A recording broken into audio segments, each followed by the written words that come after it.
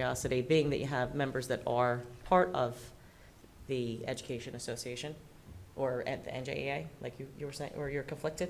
My husband. Well, your teaches husband. in the district. Does that become a conflict of interest, in a sense, being that it's a board goal? Now, Mr. Gagliardi, if you want to give your legal You understand what I'm advice. saying? Right. Oh, no, you're right. Yeah. But it's not- If that's, We if also this is do a have goal and Another their member who members. is in the NJEA, so. Yeah. So I can address that. I'm sitting back there, so my head isn't between you and your goals. I don't want to get between the board and its goals. So the short answer to your question is no, and I'll explain to you how that conflict works. So if, because of your own membership in the statewide affiliate, the New Jersey Education Association's got local chapters, right? So if you're a teacher in another district and you're a member. Right. Or if you are married to a spouse who is covered by the collective bargaining. The current parameters set by the School Ethics Commission are as follows. You cannot participate in any way in the bargaining for that contract. So you can't be part of an executive session where strategy is discussed. You can't be on the negotiations committee. You can't be privy to any written communications. Once there is a memorandum of agreement, however, you are allowed to see it and you are allowed to participate in the debate and in the vote on the contract.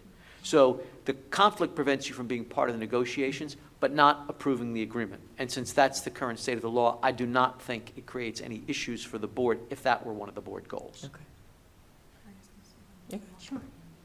If I may, since it's become a social media, a new social media with me. So my Awesome. husband is a member of the MTEA, and he is I'm very proud to say, a happy high school teacher. Could you also comment on what my role, if any, would be? That would be very appreciated. Sure. So, not unusual for an administrator to be in this position, so there are also clear parameters from that. So, under those circumstances, an administrator, and usually you're talking about a superintendent or a business administrator, right? Those are typically the administrators who are involved in collective bargaining.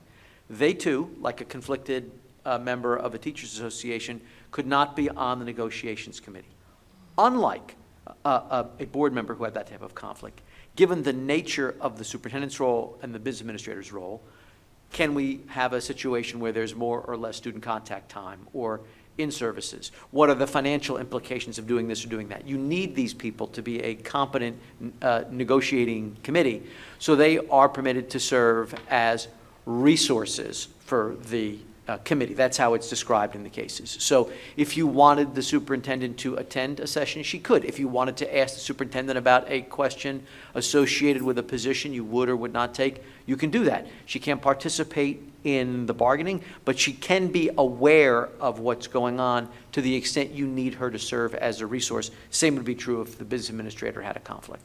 So that's their role. They won't be on the committee, but they are permitted to know what's going on and answer questions to the extent the committee needs them to function. Okay.